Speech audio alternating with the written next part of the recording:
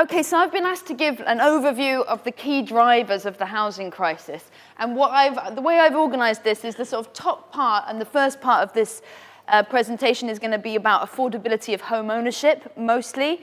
And then the second part, which is compressed, is about affordability of renting. But there's quite a lot of overlap in terms of the key drivers in both markets.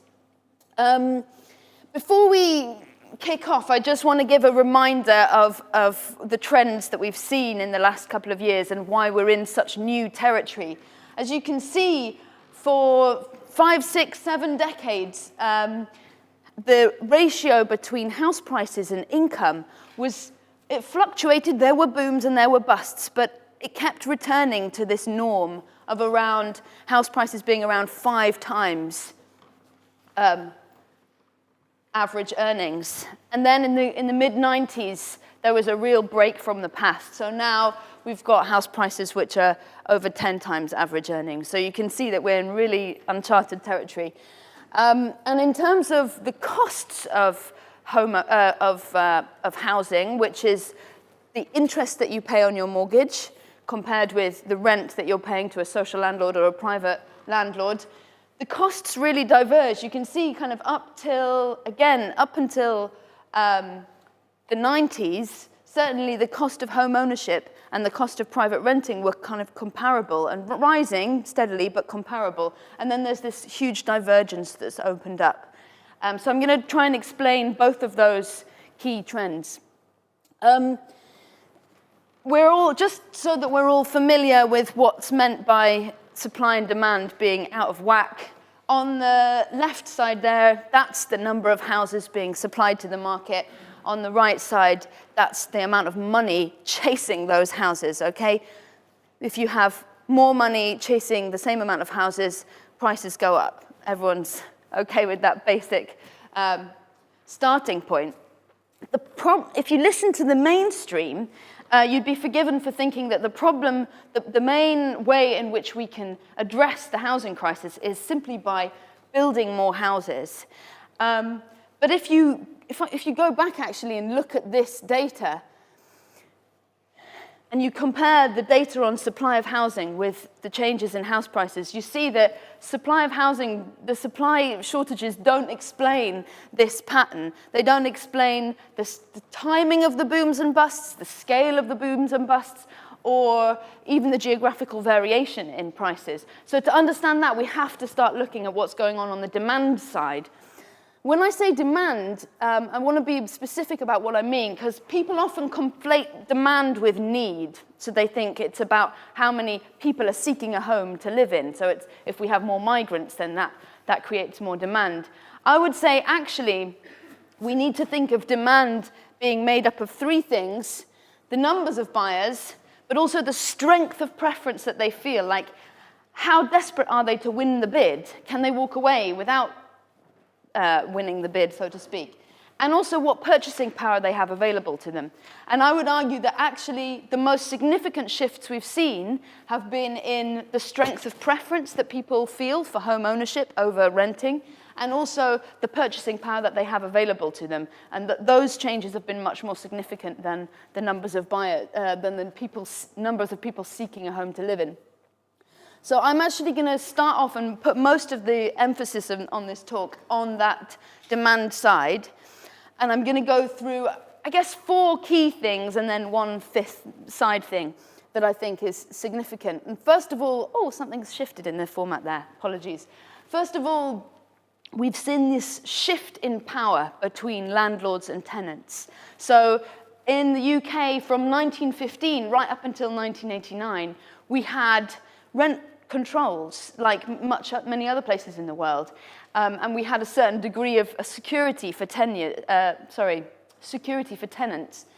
Thatcher dismantled many of those rights and also dismantled the rent controls, so that landlords could set their rent at market levels, raise it annually, and evict people even if they hadn't broken the terms of any tenancy agreement beyond a sort of minimum 6-month period.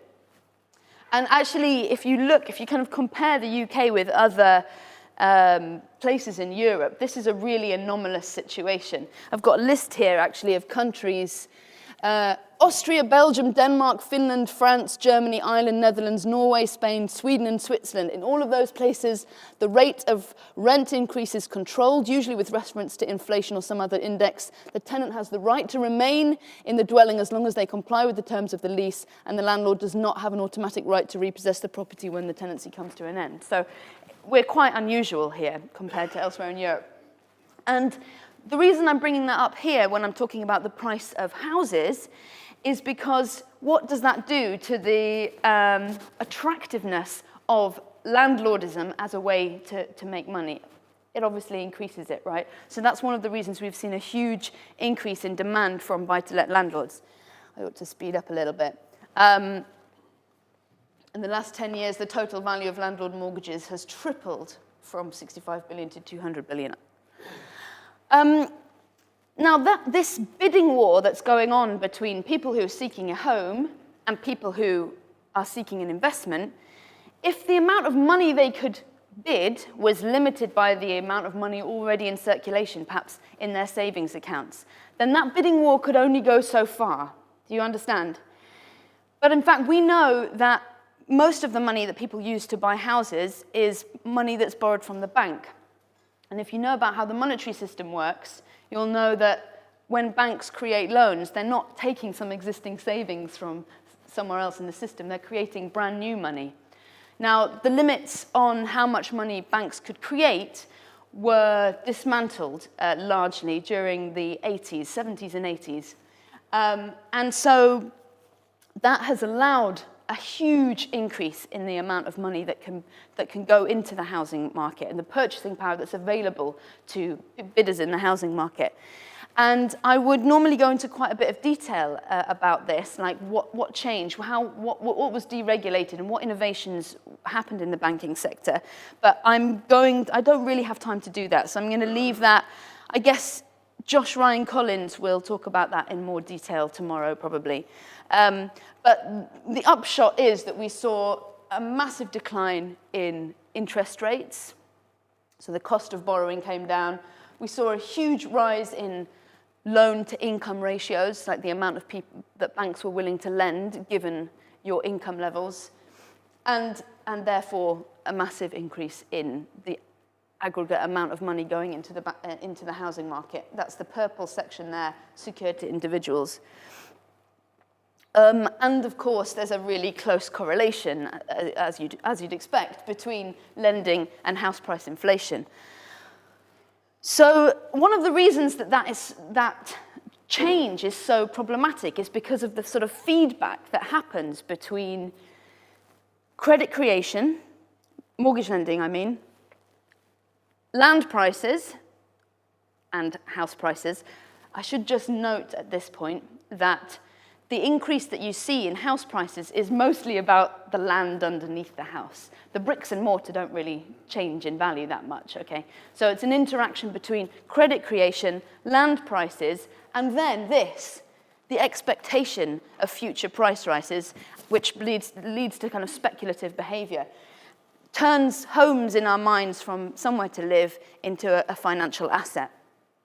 And the evidence for that shift can be seen in surveys which ask people why they want to own. It can also be seen in the scale of investment that we've seen by domestic and foreign elites. So Britain's housing market is now the 4th most attractive destination in the world for foreign investors looking for somewhere to put their money. And of course, the numbers of people buying second homes has gone up. So in this period, between these census dates, 2001, 2011, for every 8 houses that we built, 1 house became a second home. So I see that as a real problem. And just to mention a couple of extra kind of international pressures that might contribute to the way in which real estate has become such an attractive investment. We've seen, obviously, an increase in global inequality and domestic inequality. So massive wage inequality arising because of the financial sector and the profitability of the financial sector. And of course, the profitability of the financial sector has a lot to do with the housing market and all of the complex derivatives that the financial sector developed for people to trade based on the mortgage market. Of course, so these salaries are concentrated in London and the southeast, which then contributes to the regional inequality. At the same time, there has been a sort of dearth of opportunity for productive investment. I mean, when I say productive investment, I mean investment in creating new goods and services as opposed to investment in existing assets, which is what the investment in the housing market is. Many people argue that that's one of the reasons that we saw such huge flows of capital into the so-called FIRE sector, finance, insurance, and real estate, was because there wasn't so much a scope for profitable investment in the real economy. So that's just a side point. But I don't think we can only be looking at the behavior of investors here. I think we also need to be considering the behavior of ordinary homeowners who have also been sucked into this mentality of thinking about homes as financial assets. People taking out debts that would just seem crazy, really not very prudent if it wasn't for the expectation of rising house prices. And that sort of cult around home ownership has been encouraged by what I call kind of 10-year favoritism. So we've seen tax breaks for homeowners. You might not know, but there used to be a tax called Schedule A, which was a tax on imputed rent, which is kind of the savings that you make through not having to rent your home, if that makes sense. If you own your own home, you're saving a lot of money because you're not renting it. And there used to be a tax on that called Schedule A. That was scrapped in 2000. We've seen various subsidies for home ownership, right to buy, help to buy, right to acquire. We've got this rhetorical praise all the time for home ownership and how it fosters, values of independence and self-reliance and so on. But we've also, we've also seen a kind of more coercive side to this 10-year favoritism, I would argue. So the dismantling of tenants' rights that I talked about, the neglect of council housing and the sell-off of the stock, reductions in eligibility for social housing and so on. And of course, reductions in pension provision. We're now told if you want to have security for yourself in your own old age, you really need to build up an asset base of your own. Thank you very much. So, and what's so pernicious about this is the way all of these things interact with each other, the feedback loops that go round. House prices start to rise, people fear they're never going to get on the housing market unless they bid more than they can really afford. They bid more than they can really afford. What does that mean? They've taken out a bank loan. What does that mean? That's more money created and pushed into the housing market, which pushes up prices further. We go round and round like that. And I could just say there have been some efforts to put constraints on the riskiest kinds of bank lending since the crisis. But we're now back up to very similar levels of annual gross lending that we saw in the early 2000s. And I'd say that's partly because of initiatives like Help to Buy, which is about encouraging people to take on debt, enabling them to take on debt, drops in the Bank of England interest rate.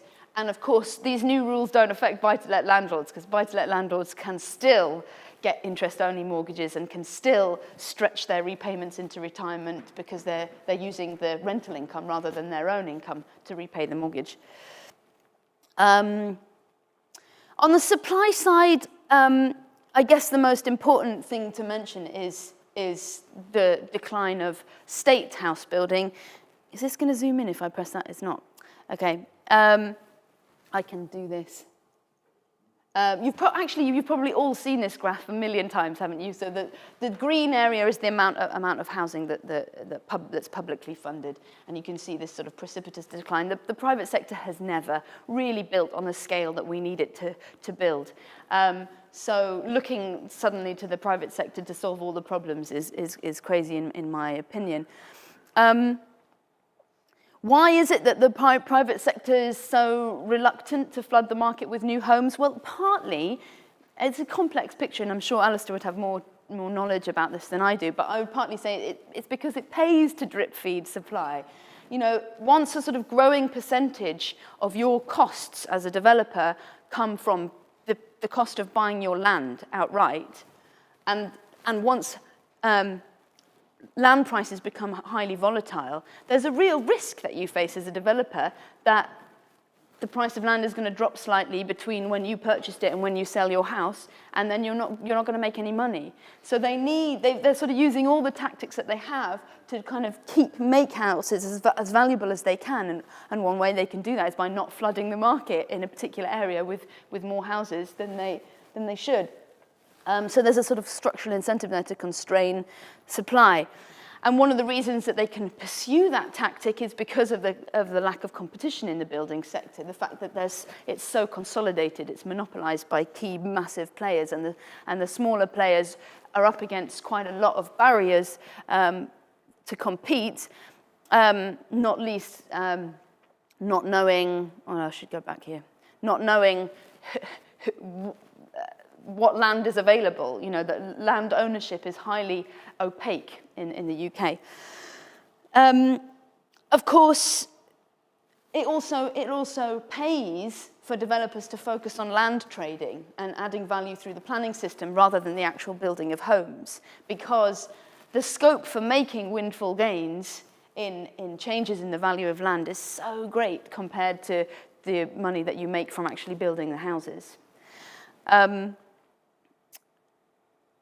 And landowners themselves have very little incentive to sell at affordable prices because we have no taxation of land in this country. Okay, so that's, I'd say, the overall picture there. And the thing that I really want to stress there is that loosening planning controls, throwing subsidies at private builders, and so on, just isn't going to help us in this scenario, because new build will just kind of disappear into this black hole of demand, be snapped up by investors rather than addressing the backlog of housing need that we have. Thank you very much. So what's going on the rental side? Well, key things are feeding through from above. So we've got here, you saw what I was saying about the state retreating from house building. That's contributing to this decimation of the housing stock. House prices are making it impossible for people to get onto the ladder. And because of the importance of mortgage lending in the financial sector now, we're seeing the economy, particularly the financial sector, becoming more and more vulnerable to a house price fall. I'm going to explain how those three things then feed into the wider housing crisis. I'll start by talking about this. So this graph is showing, I'm sure you've seen something like this before. This is just showing the precipitous decline in publicly owned, or sorry, I should say social housing, because that includes housing association stock. And that decline is the result of right to buy, as we know. Transfer to housing associations is shown in the blue section, but also the lack of new building. And the upshot of that is, of course, that we have a social housing waiting list of 1.7 million now. As I said, I think the Resolution Foundation estimated that a low to middle income household, if they saved 5% of their income every year, it would take them 22 years to save for a deposit. So there's a whole section of the population that have no choice but to rent. It's a captive market. So the idea that demand for renting has increased and we should therefore facilitate more people to rent privately is complete nonsense. We know from surveys that it's the least popular tenure of all. The rent hikes only became possible because of the dismantling of the rent controls that I talked about by Thatcher in the 80s. And then, of course, those rent hikes feed into a rising benefit bill. They're also made possible by a rising benefit bill. If you think about the number of people who simply wouldn't be able to afford their rent were it not for housing benefit. I'm not saying that that means we should get rid of housing benefit. I'm just saying that that's the effect that you have if you take a whole bunch of subsidies that used to be used to build social housing and instead make them subsidize the rents that people are paying to private landlords, then you basically raise the amount that private landlords can charge. So we've got, this is the dark blue bit is the amount of the housing benefit bill that's going to private landlords. It's now about 9 billion. And of course, as that benefit bill rises, that gives more legitimation and justification for the government's argument that we need to cut benefits. So then that feeds into that side of the housing crisis. And the kind of final link that I want to draw attention to is this. As the proportion of bank portfolios which are linked to the mortgage market grows, the financial sector becomes more and more and more fragile and vulnerable to any kind of shift in house prices. When we saw that in 2008, what happened? The state stepped in to bail out the too-big-to-fail banks, i.e. the taxpayer took on the private debt of banks, and the government used that new mountain of debt to justify the welfare cuts that we've seen, even though public debt is relatively small compared to household and financial debt still. And so that fed into austerity. So I hope that gives a sort of overview of how these different drivers fit together. And at the end, if there's time, I'm very happy to answer questions about things that weren't clear, if that makes sense. Okay? Great.